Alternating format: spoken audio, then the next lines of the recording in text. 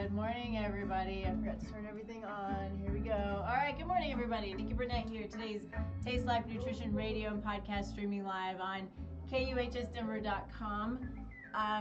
And we're going to have a super fun show today. Today we've got on Dr. Sam Shea, who, if you know anything about me, you know how much I love genetics and epigenetics and the power that it gives us in our life. But Dr. Shea, Dr. Sam, does it matter to you? It's Dr. Sam, for the formal introduction, it's Dr. Sam Shea, DC, IFMCP, so people know him at DC, and then just Dr. Sam. Okay, great, perfect. Colorado's stickler about that. So. Gotcha. Anyway, super excited to have Dr. Sam on because he takes anything that I know to a whole different level, which is amazing because I love surrounding myself with people who are just amazingly smart, and that is certainly Dr. Sam. So excited to have you on here and nerd out with you. This is going to be a really great show.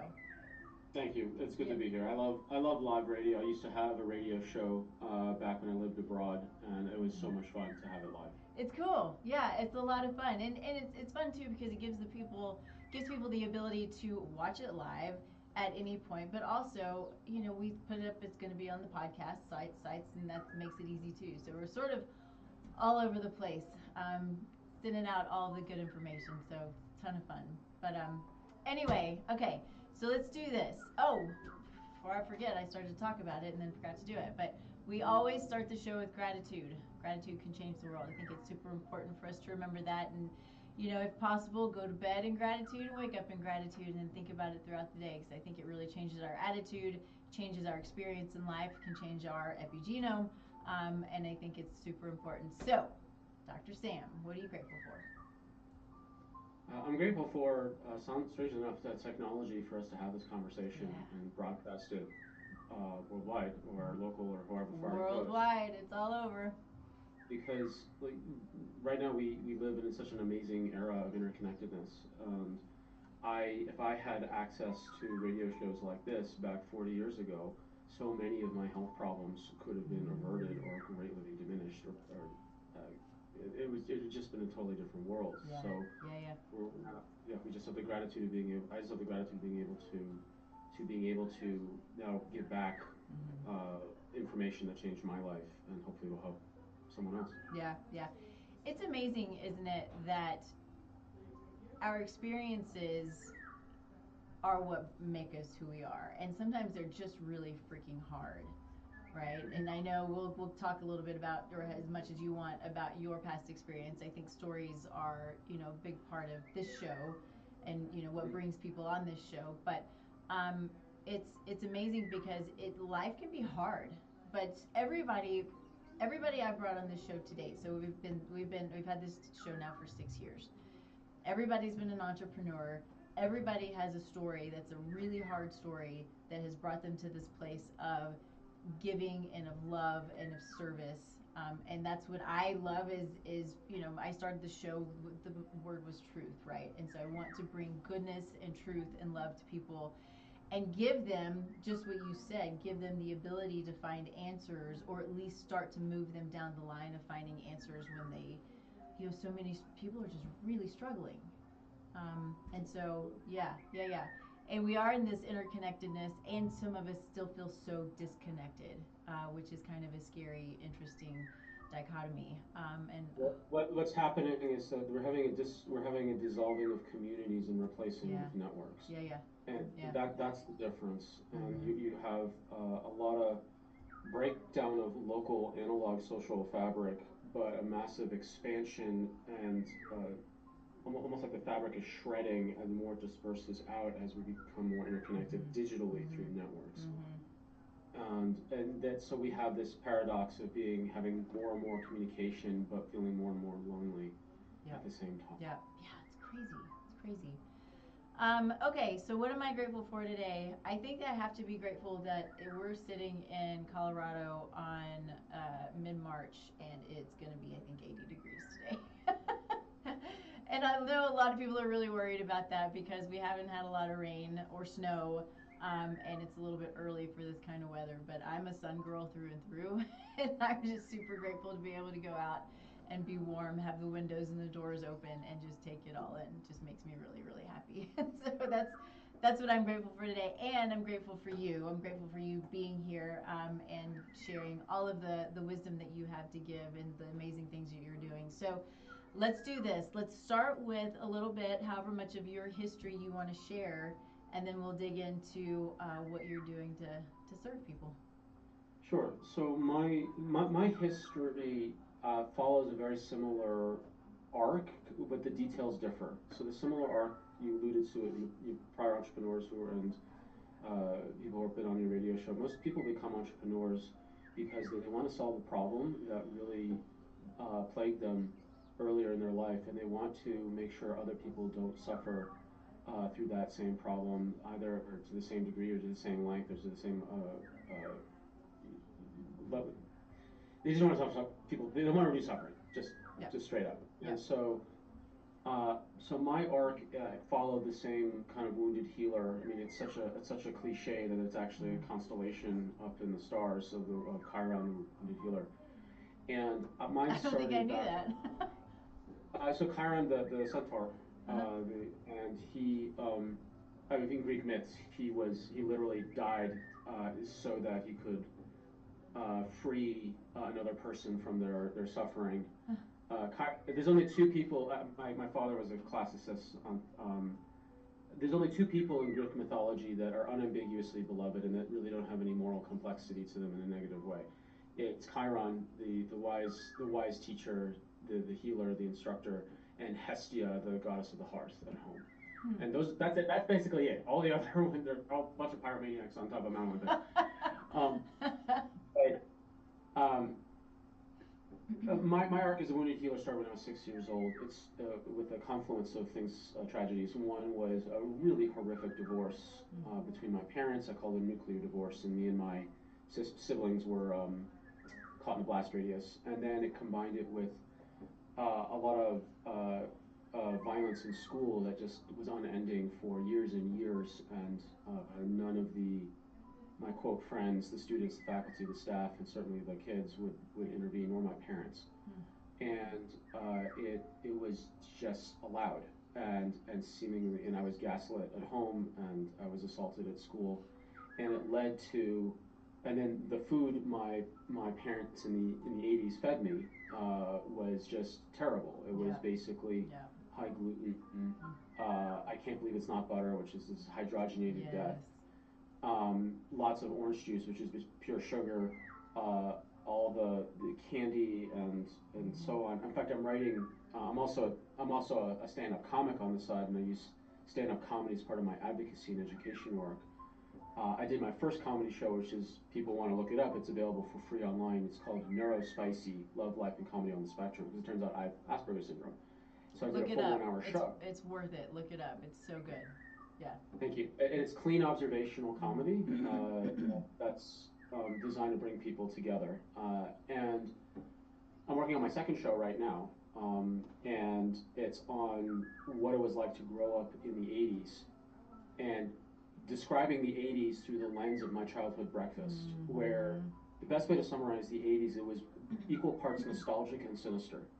What we were sold as wholesome and fun was actually deeply shady and has unspoken dark reality to it, and through the lens of my breakfast and other 80s, kitschy stuff, like it's very clear that was not the nostalgic time, and there's meaningful formative consequences, to the point where the zeitgeist of the West is processing the trauma of the 80s in real time through the show Stranger Things. Like it's literally 40 years ago was when these kids growing up, and now 40 years later we're all watching Stranger Things, which is literally about like this super sharp, shady, dark, evil underbelly of the 80s. Like this is where art imitates life. Like I believe that it's so popular is because all of us who grew up in the 80s and were formed by it, we're processing this trauma in real time collectively. That is fascinating. I watched the first season of it. I just didn't dig that deeply into it. But that's really it. I will look at it at a totally different perspective because I know it's what a ton of seasons now. Anyway, total side. Yeah, all you have to do, like, if you just want the short version, just put into AI or Google, like, please explain how Stranger Things touches on all the themes and complexities and paradoxes of the 80s. Okay. And it'll just give you charts of like this compared to this compared to this. So bringing it back to so weaving it into like my narratives. Like I grew up in that toxic soup, quite literally. Yeah. And I developed severe insomnia, chronic pain from all the injuries. I never had a growth spurt from the severe insomnia because you grow mostly at night, and I was insomniac from 6 to 18. And then digestive problems, sugar addiction, video game addiction, and just becoming more and more pale and frail, and which then begot more malevolent targeting by the assailants and bullies at school. So I just made a decision in high school that like I am not the tools that are being offered to me by my psychiatrist parents, both of them were psychiatrists. Wow. Was either stop complaining, or we're going to medicate you. We're going to medicate you into submission, and we're going to continue this theme of benevolent benign parental neglect, which was just what was done in the 80s and just kind of continued on. And I just said, okay, it's up to me now. So I took a very sharp turn into natural medicine. I was supposed to be the third generation medical doctor in my family because my father's father was a famous medical doctor as well. And I just went into natural medicine, and that led me to going to chiropractic school, going very heavily into nutrition and functional neurology, then later on into functional medicine, even got an acupuncture degree when I lived abroad, and then got really into functional genetics. And the intent behind all of that was like I was so unwell across so many categories that I needed to cross-train across all these different disciplines to figure out what was going on in my life. And naturally, I was working with people who were also kind of kicked to the curb diagnostically by both the Western and natural medicine communities. So basically over the past several decades, I've been synthesizing all of these different fields. And what I've come to is that the most important thing that anyone can do to get the highest value for the longest period of time as a personal blueprint for their health and well-being and longevity is to do functional genetics, is to do genetics testing that looks at, first off, all the realities of your diet, and then what are the genetic realities around your relationships to the major drivers of all disease. We're not chasing genes of disease. We're not looking for the cancer gene, the heart disease gene, the Alzheimer's gene, the diabetes gene, or the stroke gene. We're looking at the drivers of all diseases that if they're provoked long enough and strong enough, then they will go downstream and poke on those, quote, disease genes. So those drivers are your relationship to inflammation, your relationship to free radical damage, scavenging, in the mitochondria, liver detox, how well you use vitamin D, methylation, cardiovascular circulation, fat metabolism. Those are the 7 major drivers of disease. So I'm not looking at an inflammation gene. I'm looking at the most important 15, 16 inflammation genes that control the other dozens and hundreds of genes underneath it that directly or indirectly affect genes. I'm looking at the inflammation. I'm looking at what are the most important genes in the most important categories, and then picking only genes that actually you can do something about through lifestyle, diet, nutrition alone. Right. And that's what I've come to as if I had this test when I was 6 years old, my life would have been completely different, utterly, completely, totally different. And I feel like if everyone had the opportunity to just get that genetics blueprint down, then the value over time is higher than any test out there without even a close second, because your genetic results are there for life. Look, I love these other tests, stool testing, hormone testing, mitochondria, they're great. But you have to redo them over time because the results are only as good for 3, 6, 9, 12 months, whatever. genetics is good for life. So that's, if I wanted to, like, what's the lead domino? The lead domino would be a functional genetics test. And so, because of that, you have created a company that's based on. I'm a distributor, so I'm the distributor for FitGenes in the U.S. Okay, but I understand that. But I am the lead. I'm the international teacher for the whole company. Gotcha. Okay, cool. Very cool. And so, did you play a role in putting this together, or just sort of? Yes. So what happened is, I got involved in genetics back in 2016. So this is, we're in our 10th, 11th year right now. Back then, I had I had energy, mood, and digestive issues cycling on a daily basis. I had really bad joint pain in my fingers, like an 80-year-old man, and I'm in my mid-30s. I didn't know what was going on. And then I ran my genetics, and I realized that, one, I'm a hyperinflamer, and the inflammation, my risk for, like, there's 16 major inflammatory genes. I had 14 out of 16 of them had bad versions of them. And I know I'm oversimplifying for those people who know genetics, like, quote, bad version versus yellow dots, red dots, but just for sake of conversation. Yeah. So I'm a hyperinflamer, and in my case, the inflammation will go into my joints, my skin, my mood, and my sleep. For other people, inflammation goes into retaining water, like it becomes swelled with water weight, because the inflammatory chemicals are damaging to cells, so your body retains water to dilute those chemicals from hitting and damaging your cells. This is why people, there's some people that just, the more they exercise, the fatter they get. I've actually given a genetics conference on that, lecture at a conference on that, called exercise-induced obesity, where there's a specific combo of genes where they exercise too much to become pro-inflammatory, and then they swell with water weight. It has nothing to do with calories. It's, their weight is water weight from inflammation. And so they need to, like, reduce their exercise, increase their recovery. It's a whole separate protocol. And exercise more and eat less. And so I found out that I was a hyperinflamer, and then I changed things according to what was indicated in my genes, and within a month, 2, 3, I can't remember, it's been a while, all my joint pain went away and it's still gone. And on top of that, when I did the dietary section of it, I was eating at the time I was eating a perfect Mediterranean diet, because that's what all the science said, because that's what, you know, bell curve biochemistry says. But the funny thing about bell curves, other people live at the other ends of those bell curves. That's literally what defines a bell curve. And I happen to be genetically suited not for Mediterranean diet, but for a very low carb, paleo, borderline keto diet. And within 1 week, this I do remember clearly the timeline, 1 week, my digestive, mood, and energy leveled out, because I was eating beyond my carb capacity. And right now, you can genetically test your relationship to carbs. Are you keto, paleo, Mediterranean, or high carb? Additionally, I found out genetically that I was exquisitely sensitive to caffeine. And I would have what's called caffeine-induced anxiety and depression.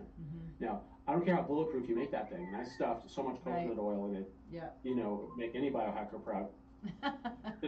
It didn't matter, because I had the genes that make caffeine really hard for me to break down, so I was an anxious, jittery mess, gaslighting myself, thinking, oh, look at all this energy. No, it was just anxiety, and then I have a crash, I need more caffeine, and create this horrible cycle.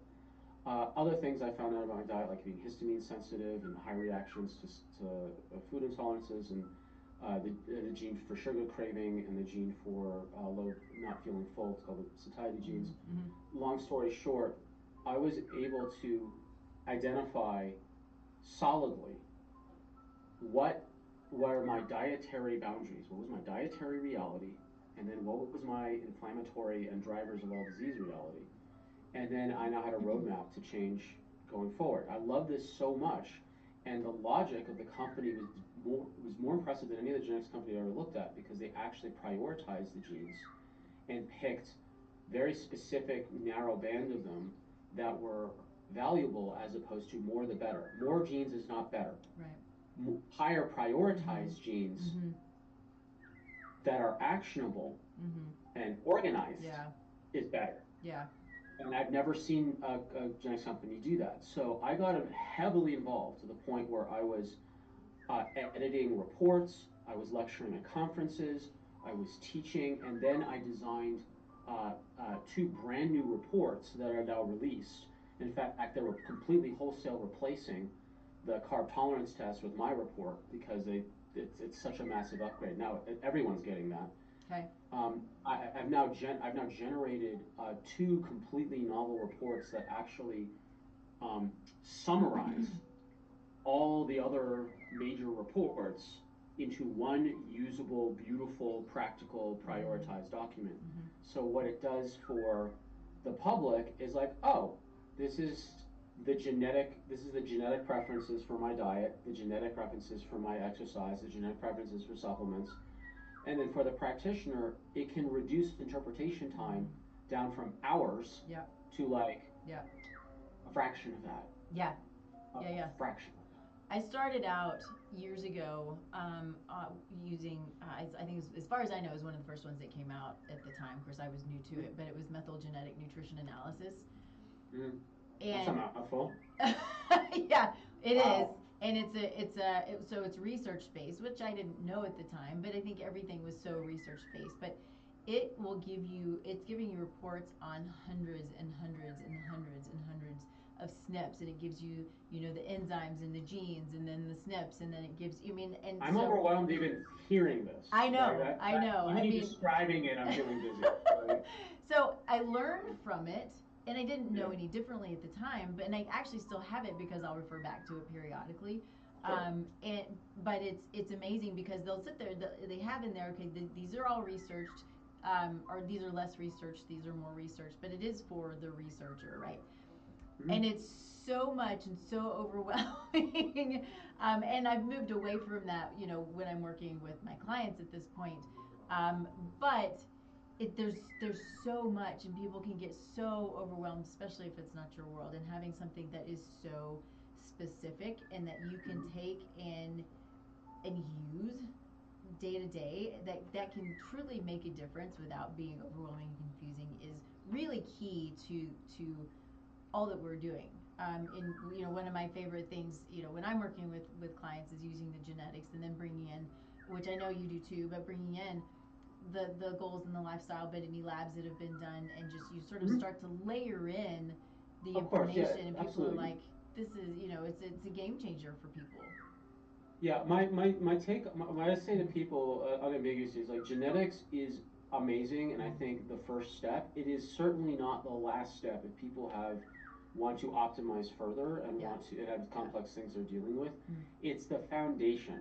Yes. And never ever assume that genetics alone is sufficient. It's required, but it's not sufficient especially if you're dealing with a complex thing. In fact, I came up with a term that's in the report. It's at the very back of the report. It's called metabolic barbed wire. Oh. It's a term I came up with. Metabolic barbed wire. So what metabolic barbed wire is that how many people you come across that have said, I've tried every diet from vegan to carnivore and none of it works long term. You've heard this. So many. How many times? Okay, I figured out why. This is it. So metabolic barbed wire is where you have a conflict between your genetic preferences and your current metabolic state. For example, if someone is genetically a higher carb diet, but they have an existing candida infection, the carbs are preferred genetically but counterproductive metabolically. Yeah. Also true on the other end of the spectrum, if I am like me, a very low carb borderline keto diet genetically, but if I have a problem with my gallbladder, or I have a problem with my pancreatic lipase, or a problem with my carnitine shuttle, or a problem with my mitochondria not being able to process fat, I now have metabolic barbed wire, where I prefer higher fat genetically, but I can't digest it, absorb it, transport it, or burn it, or some combination. And now I have a conflict. Yeah. So no matter what I do, there's a problem. So what do? You first, if you find out what your genetic ideal is, that's step one. And the way people typically find out they have metabolic barbed wire is that they do their genetics and they do the recommendations over a series of months, and then they hit a plateau. It's like, what's going on here? And then it's like, okay, that's a signal. It's probably metabolic barbed wire. Go back to your practitioner and get the other functional tests to figure out what is blocking. Like, and you got to figure out. Oh, this thing, and then I defang the barbed wire. You may need to switch off temporarily the genetics-based protocols to go deal with the candida or the gut issues or whatever. You know, and then once you defang that, then you return back to the genetics. So this explains why people can do well on a diet, then crash, and then they go back to the old one. Suddenly they do better, and then they crash, and it just keeps yo-yoing back and forth and back and forth. And the answer is it's a you got to know what is the barbed wire wrapping your genetics, what your genetics are, and then you figure out the protocol to deal with the barbed wire. Then you can return back to your genetics. But most people figure out they've got barbed wire by doing the genetics first, and then they improve and they hit a plateau. Then you can stair step over there. And the genetics was never wrong or bad. It's just they've just been wrapped in barbed wire. So that concept visually just totally explained my experience number one, but also just this grand mystery. And people eventually they get labeled as hypochondriacs or attention seekers or whatever it is. And it's like, no, maybe you just generally have metabolic barbed wire and your metabolism is now in conflict with your genetic ideal. Yeah, I think that's one of the most frustrating things that I hear in practice so often is people coming in going, they're telling me nothing's wrong with me, but I feel like ass, right? And so it really is. Is that the medical term? Yes, it is. Okay, just let me. Three-letter acronym probably. That's probably what it is. Associated symptom suffering syndrome or something like that. I mean, I'll take it. That's really good. You're quick on your feet. That's why you're a comedian. So let's do this real quick. Let's talk about people. Let me touch on that real quick. Non-ironically. So when people say like, oh, they run the lab tests and I'm fine. Let me just point out there's a philosophical difference between medical normals and functional optimals. Yes. The huge difference. Remember that bell curve I mentioned before? Okay, so what in Western medicine philosophically was born of triage. It was born out of World War I in order to determine who is dying, who is about or lose a function of an eye, a limb, or some other sense, and then who can be just maintained on the side because there's more urgent things present. So Western medicine was born out of the symptom is the problem.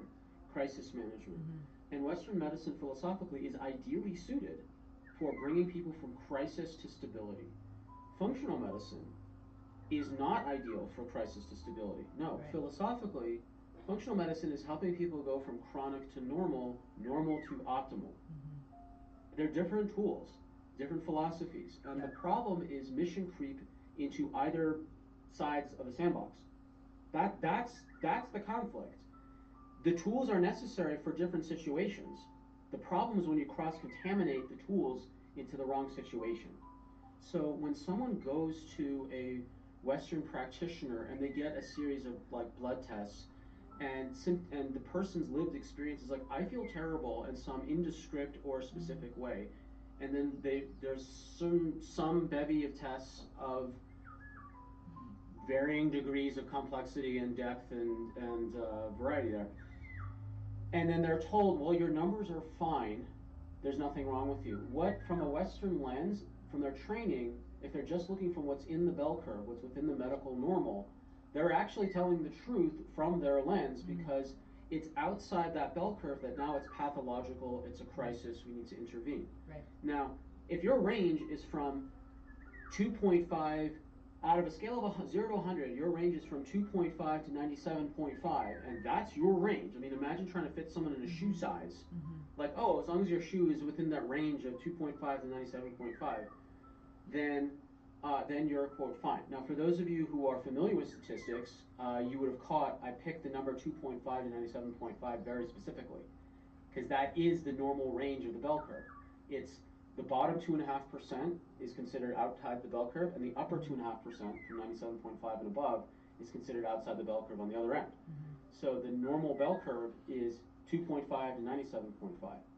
So from a Western standpoint, anything within that range is considered, air quotes, normal. There's nothing wrong with you. it's not that there's nothing wrong with you, it's that there's nothing explicitly pathological that we can identify based on the data we ran.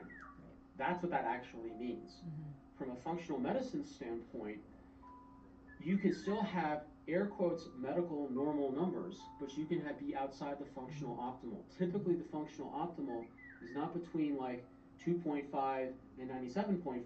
It's between like 37.5 and 62.5. It's this much narrower quintile. Like you're up way closer to the top, and then there's this dead zone. You know, that the gray space, the disconnect between functional optimal and the medical normal, where people have this kind of miasmic chronic ick that they're being kind of they're kind of wandering around being gaslit, you know, and sometimes with the best of intentions, like there's nothing wrong with you. Like, and the Western practitioner may genuinely mean that based on the data as they understand it. So it's a philosophical difference. And you also see this in the genetics community as well.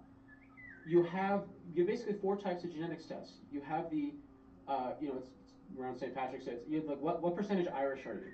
That's genealogy. That's not what I'm talking about. You have then the second test of who's your daddy. That's paternity testing. That's not what I'm talking about. Then you have the genetic pathology testing. And this is like, do you have trisomy 21? Do you have like these other hardwired genetic diseases that are really, really like patent and obvious and there and hardwired? But then you've got the 4th type of testing called functional genetics, which is what I do and I've been talking about. And you see it's the same philosophical difference. You go to a Western geneticist, they're like, well, you don't have the gene for this disease, so stop complaining. Whereas you do a functional genetics test, like, oh, you've got 14 out of the 16 genes for inflammation have variations on them. You're hyper-inflammatory, which means that all risk of all chronic diseases are likely very much increased because you're just generally more pro-inflammatory. What are the lifestyle, diet, nutrition, exercise, and recovery changes you can do to calm down those 14 out of 16 genes as a whole, so you are just less inflammatory as such? Therefore, all of the downstream air quotes disease genes are way less likely to be triggered. As example, all my debilitating joint pain in my fingers completely went away.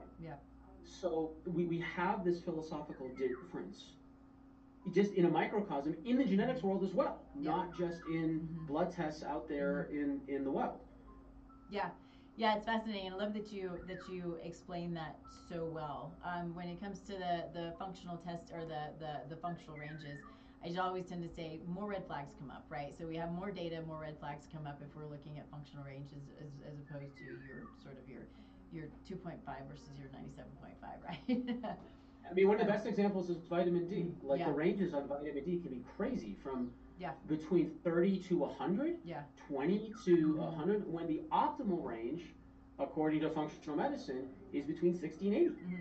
So you tell someone who has a 31 on their vitamin D, like, you're normal. And in my world, like, you are halfway there. You're halfway. You are halfway there. That the 31 is halfway, not stop. Same with like thyroid, right? I mean, you know, when we're looking just at TSH, and I have someone who came to me, she's struggling, and she's at 3.5.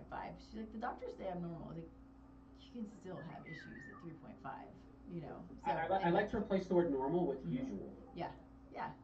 Usual. Like, so for people listening, I mean, the ranges that I use in the functional medicine world is that for anyone under 65, TSH is 0.5 to 2.0. Over 65 can go up to 2.5. And to me, that's the functional optimal, is 0.5 to 2, up to under 65. And then you also have other ranges for like free T3 and free T4, and all. There's those normal ranges, and same thing with the antibodies. But the thyroid is probably the best example of this of just how wildly different the lens is between medical normals and I mean, I guess you use my jargon there, medical usuals and functional optimals. Totally agree.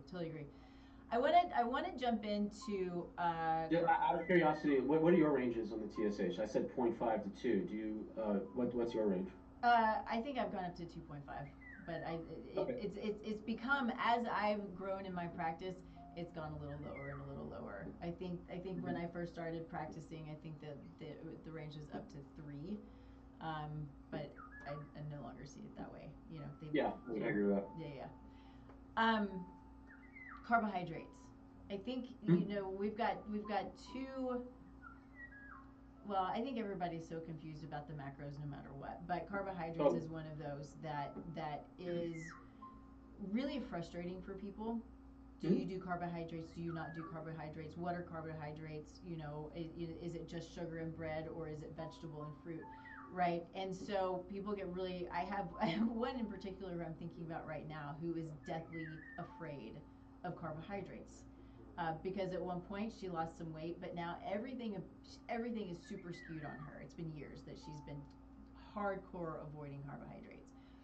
And she's like, something's going on and I don't know what's wrong with me and I don't know what's happening. So I want to dig in with your knowledge as well as the testing that you're doing. Let's talk about carbohydrates and how people are different and how we know what the individual needs based on genetics. Sure. So carbohydrates are,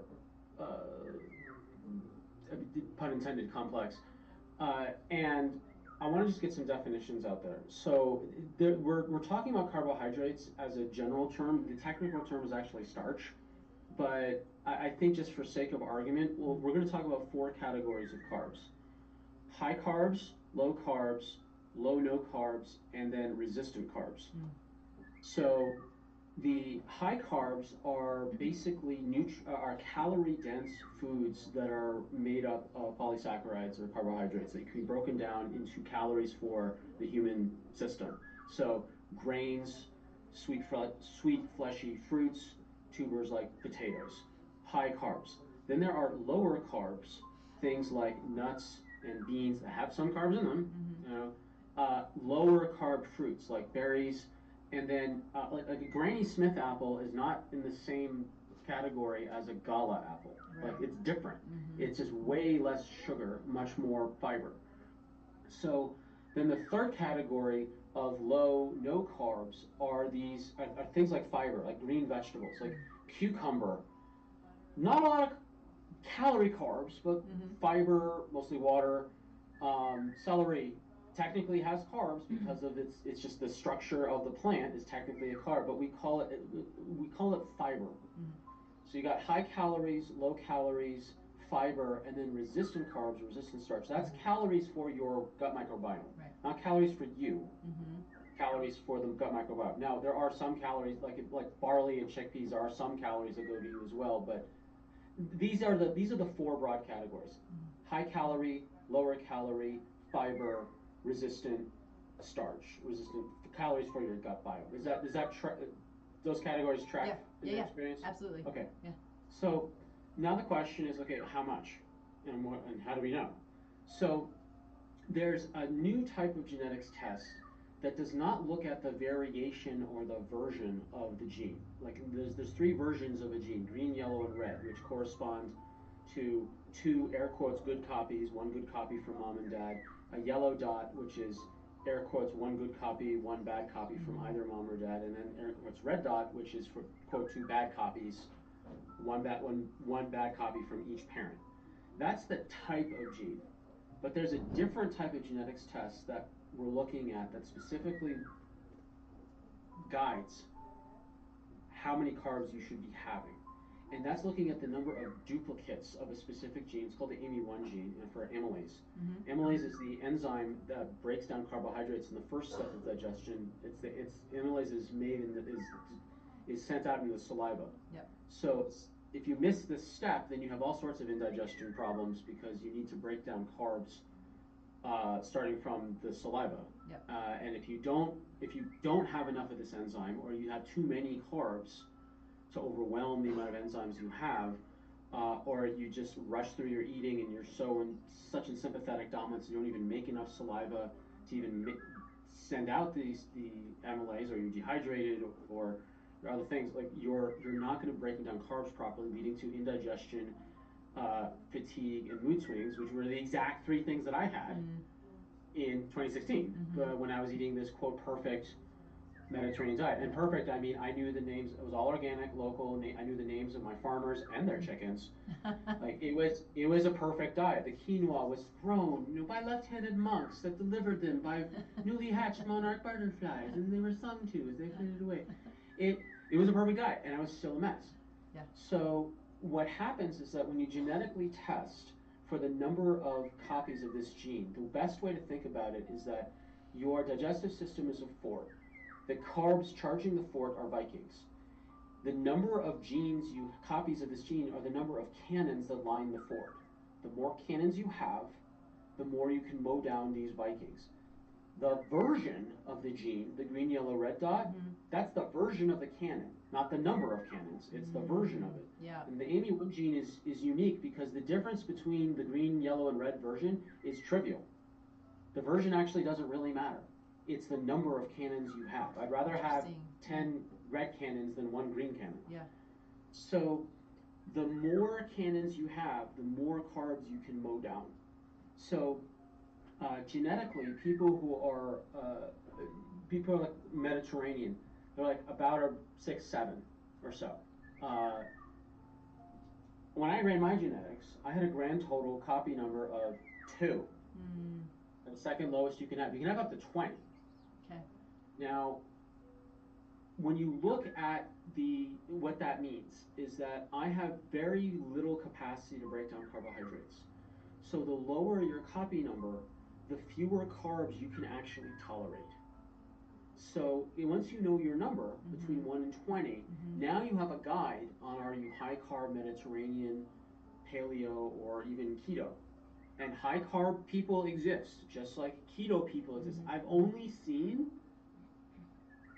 at most 10 ones in my entire career in the past 10, 11 years. Wow. They're rare. Lots of 2s, but almost no 1s. Okay. And when you look at the population distribution of these copy numbers, of these duplicates of these genes, like what cultures have higher and lower numbers? Well, the first major clinic that did this was in Australia, and they got statistically significant numbers of, there's a lot of Pacific Islanders, Maori, and Aborigine that live there, and what populations have the highest rate of diabetes? Inuit, Native American, Aborigine, Pacific Islander, Maori.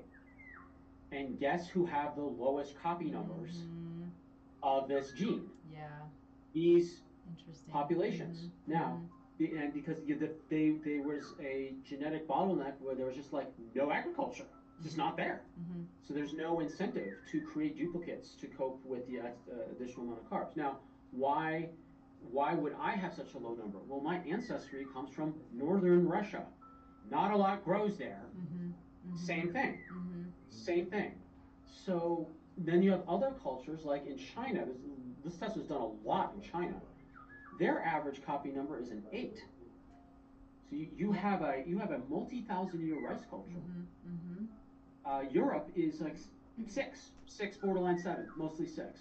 You have lots of agriculture. Western Africa, high numbers, like agriculture there. So you have logical explanations as to why you have different numbers of this gene that make amylase. And some people say, well, why don't you just have a bunch of it anyway, enjoy all the carbs? Well, the body's conservative. You don't want to make excess enzymes and use resources to make enzymes you're never going to use. Right. So of course you will trim down to what's absolutely necessary. Otherwise you're wasting nutrition and valuable resources to be allocated to other things. So now we can genetically test for this and determine if you're keto, paleo, Mediterranean, or high carb. Now, I grew up in the 80s. I probably should need a copy number of a 37, not 20, with the amount of carbs that I was just drowning in. Yeah. And it was so damaging. It was so damaging to me. And I would have done anything to have this test 40 years ago. Right.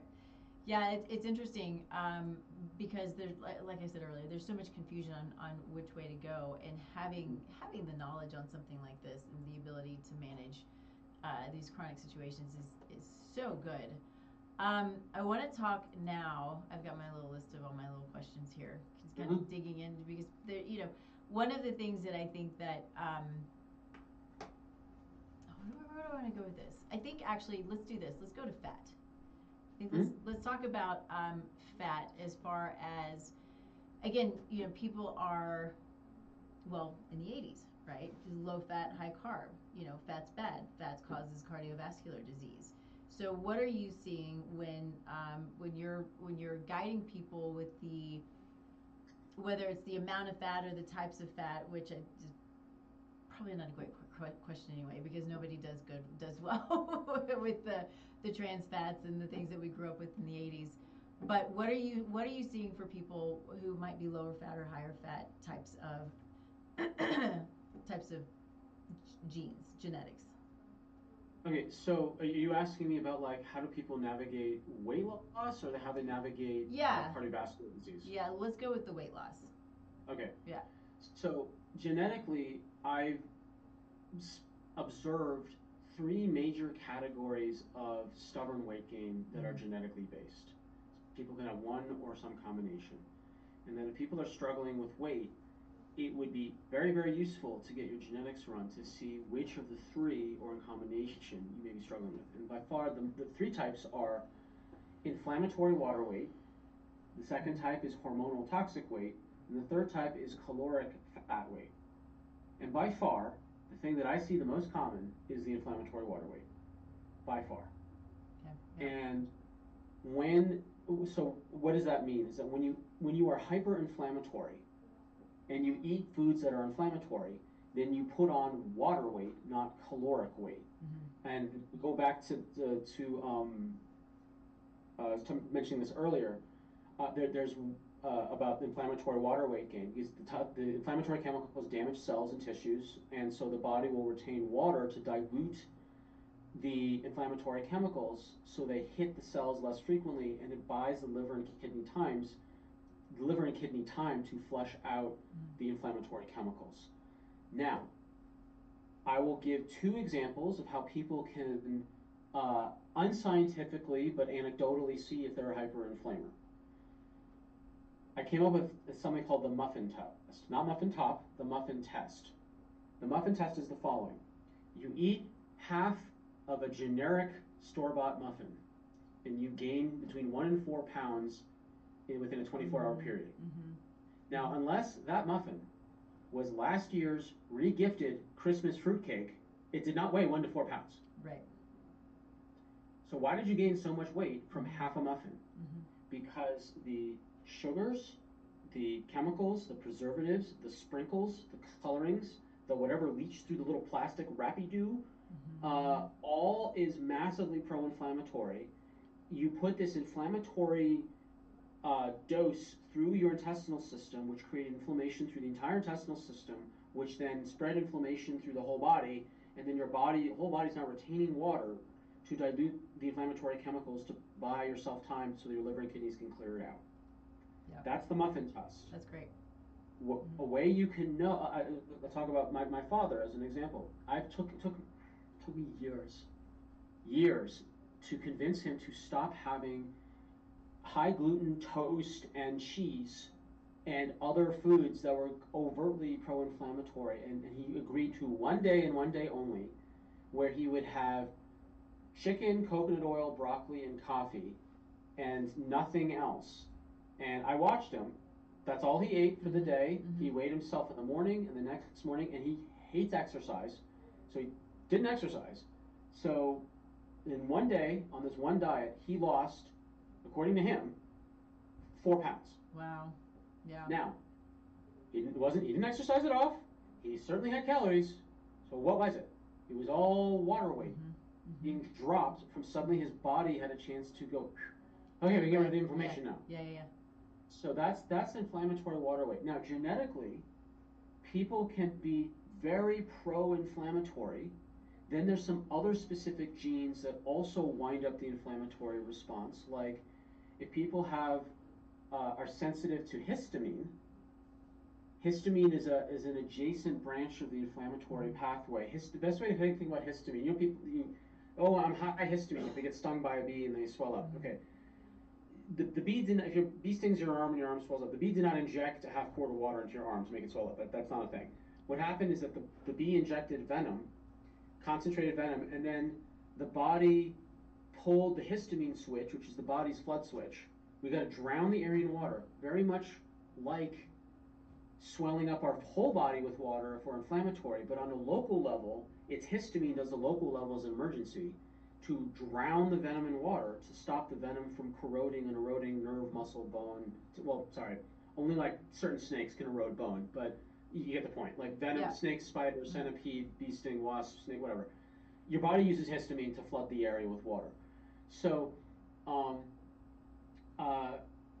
if someone is hyper-reactive to histamine genetically, that means that if they eat high histamine foods, it's the equivalent of consuming a slow-moving full-body bee sting, creating water swelling from the inside out. So you're basically creating a global histamine response, which is like a global inflammation response, retaining water. Exercise won't do a thing for that type of water, for that type of weight gain. It's living an antihistamine like diet. Other people can have high water weight if they have variations on their vitamin D receptor genes. Vitamin D receptor genes are the genes not to make vitamin D from sunlight, but to get the vitamin D that got into the blood, whether from sunlight, food, or supplements, getting it from the blood into the cells, not into the blood. Into the blood is half the journey. Getting it from the blood into the cells is the important bit. Right. That's the VDR genes. VDR is basically these docking sites that grab vitamin D. If you don't have if you don't have enough vitamin D receptors, you can't get the vitamin D into the cells. And vitamin D, yeah, sure, it does bone density, hooray. But the most important things that it does is control inflammation in the immune system. That's the most important thing. Vitamin D controls between 3 to 5% of your entire genome. It is amazing. Probably the most consequential nutrient on the body, second only to like water. Well, and everybody's low. I'd say most people are low. Yeah, that was a general statement. But yes, so many people are crazy low, and then they're told they're normal because they're at 30. Anyway, I digressed to earlier, but anyway, go ahead. So in the comedy world, we call that a callback. So great, that's good job. That's a callback. Thanks. Okay, cool. How about yes? Go ahead. Sorry. I just want to touch on the other two weights real quick. So with inflammatory water weight, this also happens when people, if they're hyper-inflammatory and they over-exercise, then they become hyper-inflamed. You see this a lot. I'm sorry, CrossFitters. You see this a lot in the CrossFit community, where people and I've done genetics lectures on this at conferences on this very subject. There's a specific pattern, and you can walk in any CrossFit gym and know who's a hyper-inflamer, who's there all the time, because they may be strong, but they don't have definition. They've got this like layer of water weight on their body, and they don't, like, you can't see their defined muscles. It's because they're so inflamed, they're retaining water. And you'll also, these are the same people that if they take a week off through injury or travel or the gym's closed or whatever, then they come back a week later looking better, feeling better, and they're stronger because their body had a chance to deflame. So the solution for these people is that they can still exercise, but they can't do the intense stuff every day. It's like 2 to 3 times a week with at least a day gap in between, and they can still go to their communities and just do movement, not exercise. Like do something else that's not, trying to get a personal PR every 5 minutes. And and people just need to know their genetic reality. Like people have a genetic reality, and I'm a fan of reality. I'd like to know what that is. So if you're a hyper-inflamer, you should know that, and you can also know what your exercise type is, like what fiber type you are. Are you fit for more performance in sprinting or intermediate or some mixture or endurance, whatever. Then you got the other type of fat, which is toxic hormonal fat, and these are people who have trouble with their liver detox pathways. So fat cells act as the dirty closets of the body. So if you can't detox, it will shove all the toxins it can into fat cells. And so if you're trying to lose weight, and you feel like you're running up against this layer, this like hormonal toxic layers, because the body's like, you don't want to open that closet, because if you do, you're going to unleash all of these toxins your liver cannot handle right now, and it's going to be bad. It's going to be bad. I had a colleague of mine in chiropractic school. He was an airline pilot for over 20 years. He got terribly sick with the flu at one point, lost a ton of weight all at once. he lost his long-term and short-term memory. Oh man. He almost had to quit school, like because he just like he couldn't. He just like he was so disoriented because all these toxins from the airline industry just got dumped all at once. Yep. Yep. So then the third type is the caloric fat weight, and that's the one everyone thinks is weight. Oh, it's just calories in, calories out. That is so not the science as we know it now. Yeah. It's the least common. It's still an effect, but it's not nearly as common as the inflammatory water weight or the toxic hormonal weight. It's so interesting because I have so many people who weigh themselves every day. Mm-hmm. And everything is based on how much they're eating, what they ate the day before, and that's what you hear all the time. Is I'm doing everything perfectly and I'm still putting on weight. I mean, I've been there myself, right? Yeah, it can be super frustrating. I think on that I want to move into mood and behaviors, mostly because we're running low on time, and I think I have to, sometimes, and I know you're there too, you sometimes have to talk people off the ledge a little bit because they don't understand why things are not going exactly the way they want it to, or why it's their fault that they can't control their cravings, or why it's their fault that all of these things are not going the way that they want when they're trying to do so well. And there are so many factors that play into people's behaviors and cravings, and I mean the list goes on. And so I want to hear what you're finding in genetics and with your patients as far as the moods and the stress responses and the behaviors and all of those things. Sure. So the genetic contribution to low mood, whether it's anxiety, depression, or otherwise, and I'll frame it as the contribution. The genetic contribution, you can look at someone's genetics and you check a couple specific areas. Number one, we check, and I know I'm sounding repetitive, you check the inflammatory section. Because if your brain's inflamed, it's kind of hard to be in a good mood. Right. It's kind of hard. The frontal lobes are the most developed and the most fragile section of the brain. And if they become inflamed, then there's this default back into the limbic or emotional centers. So inflammation will affect it. I believe that's one of the reasons why seasonal affective disorder, SAD, is vitamin D deficiency. I think it's one of the reasons why people are so moody when they're low in vitamin D is because of the anti-inflammatory mechanisms of vitamin D are not really there anymore. Yeah. The other piece is that you look at someone's dietary genes. So I mentioned one of them before, which was caffeine. Some people have caffeine-induced anxiety and depression. That's genetically based. And this is a very important variable for people to figure out because caffeine is so ubiquitous. Even chocolate. Chocolate's one methyl group away from, theobromine is one methyl group away from caffeine. They're basically identical except for a carbon and 3 hydrogens attached to, I think it's like the 5th carbon on the surface. I don't know, organic chemistry was 25 years ago. So chocolate and caffeine are so ubiquitous, and some people genetically, like me, yeah, get an anxious, depressed mess if I have it, and we have to be honest about that. Then there's the people who are genetically prone to overeating. It's a satiety gene. That fullness is not in the stomach. Fullness is in the brain, genetically mediated from the signal from the stomach. So if people have the gene where they don't feel full on normal amounts of food, then they can get into this like self-hatred and I have low willpower and all the rest of it. So the question is like, okay, well, if you have the gene for low satiety, like I do, how does that not become some nihilistic retreat into, oh, well, I have the genes, might as well pass the Twinkies because like, no. There's a practical thing you can do, which is control your environment, not your willpower. Again, I'm a fan of reality. I don't buy bread. Right.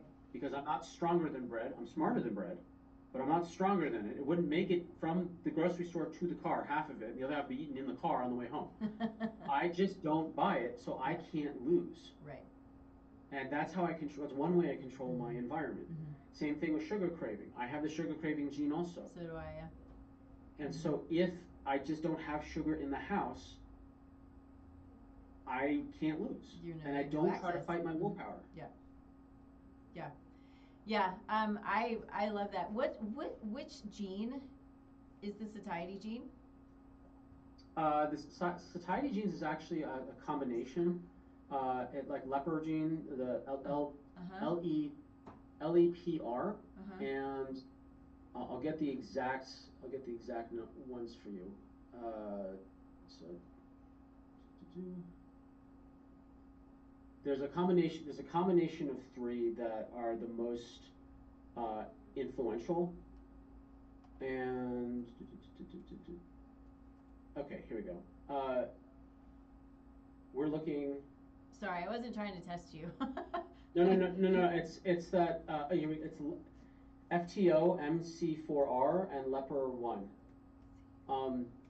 I don't mind being tested in that sense, because like there's over 140 genes, and one of the ways that my report is different is that we're not fixating on specific individual genes in most cases. We're actually looking at the clusters. Yeah. So, like, yes, I can name all 16 of the inflammatory genes, interleukin 1, A-1, B, etc., COX genes, etc. Yep.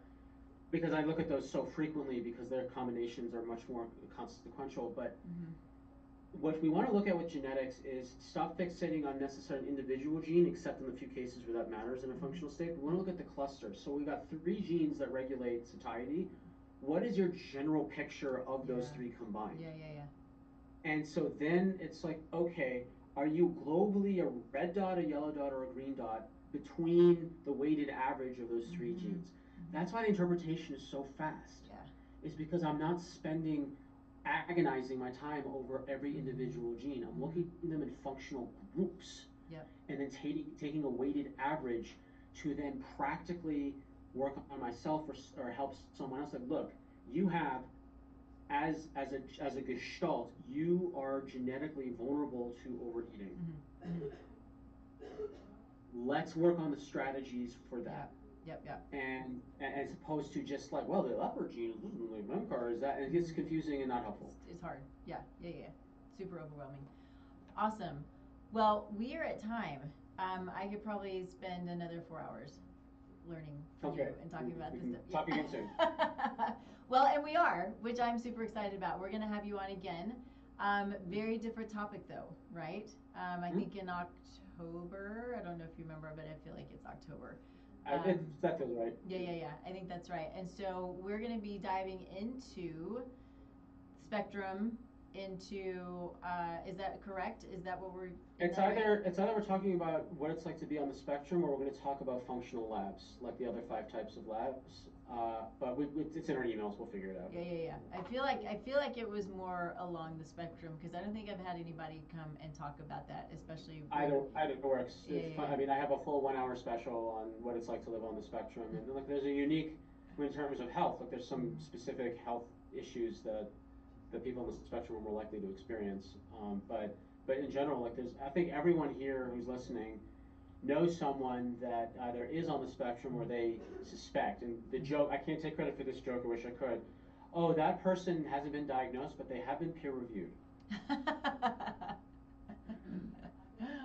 Awesome.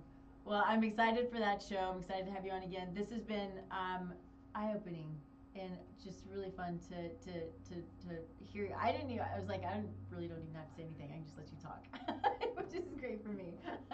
It worked out for both of us. I love the sound of my own voice. Awesome. Well, how can people find you?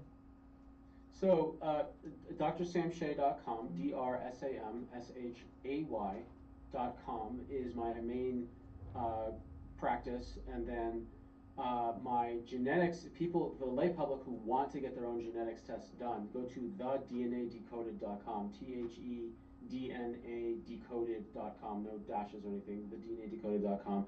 And for any health coaches or practitioners that want to run this type of efficient and effective genes in their practice that will set them apart, for a number of reasons, including this unique carb tolerance test, go to fitgenesusa.com, FITGENES USA.com, and you can sign up to become a practitioner. And then I'm the one who does the trainings. I have the learning library, and can set you up to actually help people using genetics in your practice. Awesome. I love that. I'm going to do it. I love doing genetic testing, so I'm going to do it hopefully soon. I'm going to order it and do it. And become a practitioner. I think that it's a unique and very usable report for both the patient or client and the practitioner. So look him up. Look him up on YouTube. Look up his comedy. He's got a bunch of great stuff there. But then learn from him and know that there are a lot of answers out there based on your genetic makeup and not what your neighbor's doing. It's a lot of good information out there. So anyway, thank you. I appreciate you so much, and let me know if there's anything that I can do for you. If you'll hang on with me just a second while I shut everything down. Absolutely. Give me just a couple of seconds. Thanks everybody for being here. Of course, you can find me tastelifenutrition.com. We're here every Thursday at 10 a.m. Mountain Time, streaming live on the one and only KUHSdenver.com. We'll see you next week, 10 a.m. Bye, everybody.